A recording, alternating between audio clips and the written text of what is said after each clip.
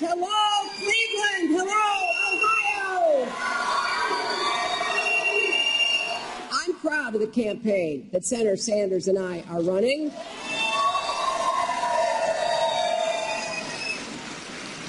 We have our differences, which you can see when we debate, but I'll tell you what, those differences pale in comparison to what's happening on the Republican side. You know, the divisiveness, the mean-spiritedness, that's not going to move us forward. We need to stand united. Trying to divide us between us and them, it's wrong. It goes against our most cherished values. America belongs to all of us, not just those who are already successful. I want to be the president, not for those who are already successful. They don't need me. I want to be the president for the struggling and the striving, for people who have a dream and who are looking for a way to achieve that dream. That was Hillary Clinton speaking in Cleveland, Ohio, Tuesday night. The Democratic frontrunner had hoped to walk away with victories in both Mississippi and Michigan. But in the end, Bernie Sanders pulled ahead in Michigan, the state that had the most delegates at stake Tuesday. All right, and now we want to turn to Jeff Weaver, Bernie Sanders' campaign manager, who is joining us from Miami tonight. Jeff, thanks for being with us. Your reaction to the victory in Michigan. Happy to be here. Listen, this is a critically important night for the campaign, a real game changer. You know, all the pundits and the establishment types were counting us out. And look, what Bernie Sanders showed tonight is that he can win in a large northern diverse state. His message about trade and the disastrous policies of Secretary Clinton supported and how that devastated people in Michigan really resonated.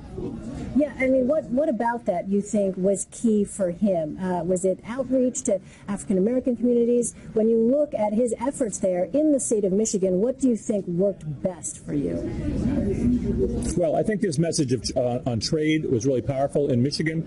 You know, as you may well know, Michigan once had a thriving African-American middle class, which has been devastated by the loss of manufacturing in Michigan. So for the African-American community in Michigan, the issue of trade was very, very important. You know, Senator Sanders has consistently opposed these disastrous trade deals. Secretary Clinton has consistently supported them. And so people in Michigan understood who had stood with them through the years and who had stood with corporate interests. As you know, though, Jeff, Senator Sanders still has a huge deficit when it comes to delegates. You know, what is some of the passion that we've seen from Senator Sanders supporters directed at the media, but isn't there also really the simple fact that this is the math, that the math is something that has been set up here by the Democratic Party? Shouldn't some of that anger be directed at the system here? Well, it's not a question of, you know, the math. The map was set up by the Democratic Party. And look, you know, it was front-loaded with states where Secretary Clinton was going to do better. She was First Lady of Arkansas for over a decade. She has long-time ties throughout the South. And everybody knew that she was going to do well in the South. But you know what?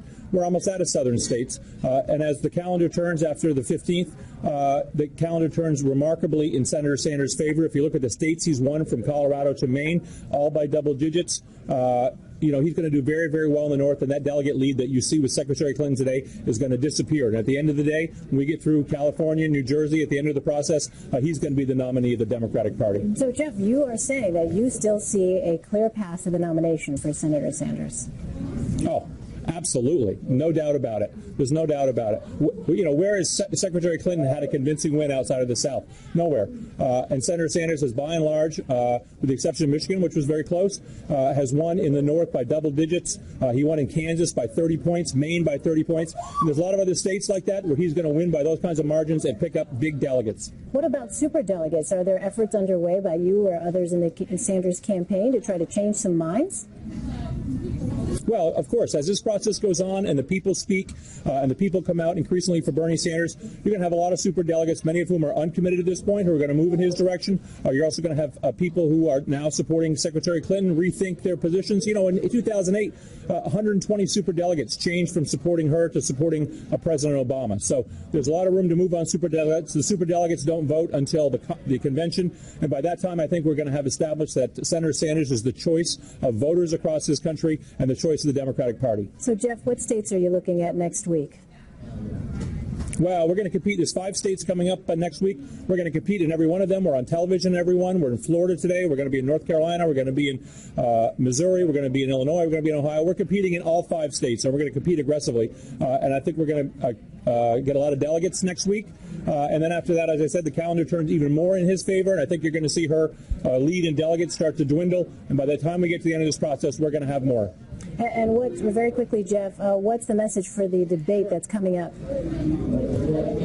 Well, the message for the debate is working class and middle class people of all races, black, white, Latino, Asian. Bernie Sanders is the person who has stood by you for his entire political life. I think the secretary's record is much more checkered. As the vice president said, she's kind of a Johnny-come-lately on the issue of protecting middle income and working class people.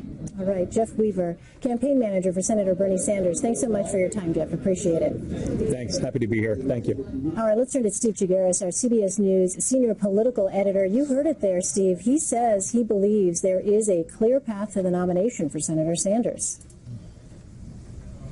I'm not sure clear is the right word for it. I mean, it, of course, is a path to the nomination, but I think at this point, it's a really hard slog for him. I mean, right now, the math just does not work in their favor. Super Tuesday, as much as they try to spin it as a victory for them, just wasn't. She had large victories in much bigger states than he did, and took a pledged delegate lead that right now he would have to really trounce her in some of these bigger states coming up in order to even get close. And even then, the math doesn't work really in his favor. The problem with the Democratic delegate allocation process is it's proportional. So unless you're winning huge in huge states, to close the gap is really difficult. And Hillary Clinton knows this from experience.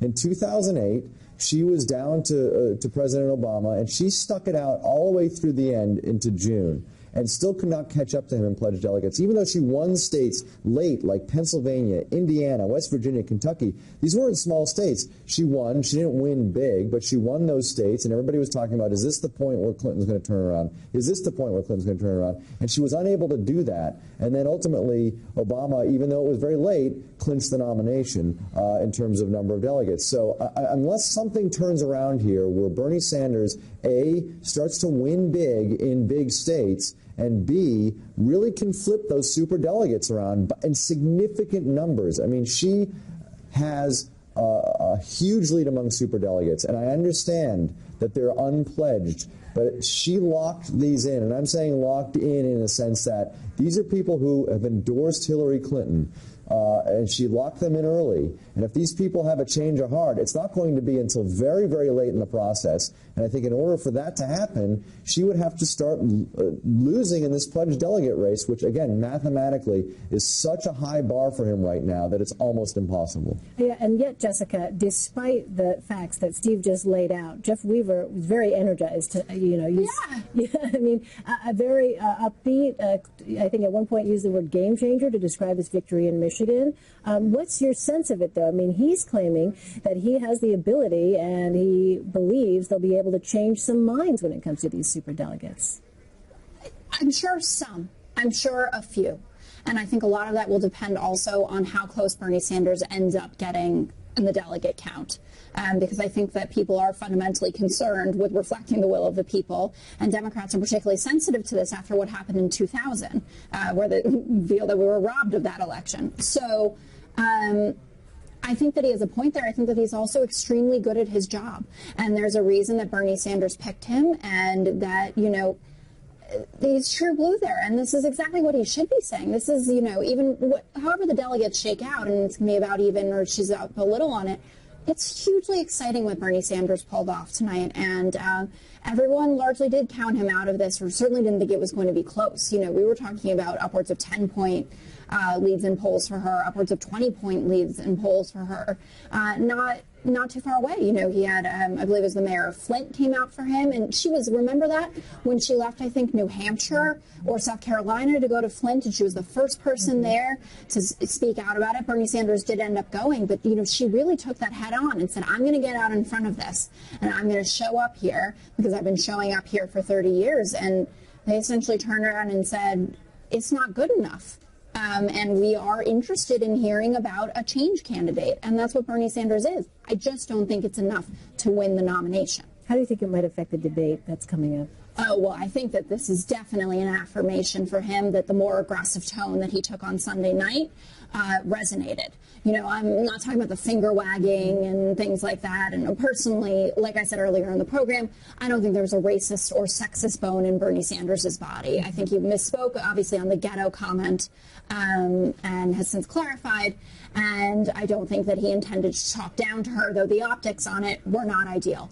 But I think that you will see him trying to draw sharper and sharper contrast between the two of them, and that he's not going to let her get away with anything. I think he's a wonderful debater.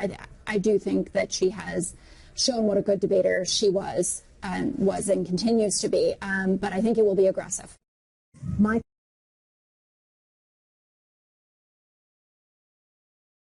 They didn't want to shut down the government over it. I mean, this costs tons of money to the U.S. economy by doing this. You know, he doesn't play nice with others. Mm-hmm. And we have learned, whether or not you like Barack Obama or not, this has been one of the criticisms of him, that he doesn't know how to play with others, that he never, you know, invited Mitch McConnell out for golf or whatever it is to talk about these things. And if you want to know someone who's not going to make friends, that's Ted Cruz. Donald Trump is extremely unpalatable to me. But I think that actually he has more capacity to work with people, as we've seen. I mean, the guy was a Democrat for a really long time, so obviously